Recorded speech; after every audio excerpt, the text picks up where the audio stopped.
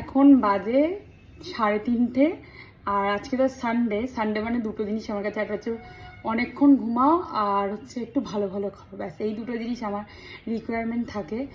বাবা তো গেছে রাশিয়াতে, তোমরা সবাই জানো যারা আমার ব্লগ দেখছো। আর বাজে এখন 3:30 মতন, যেটাই বললাম। এখন আমি আর আমার মা দুজন মিলে খেতে বসছি, কারণ রান্নাঘরের অবস্থা খুবই খারাপ, কোনো রকম রান্না করেছি। মেনুতে কি হয়েছে সেটা তোমাদের সাথে শেয়ার করছি, যে এই রান্নাঘরের অবস্থা যেটা দেখাচ্ছিলাম তোমাদের, মিক্স ফ্রাইড রাইস, যেটা আমি বানিয়েছি পুরোটাই, অনেক দিন ধরে আমার খেতে ইচ্ছা করছিল।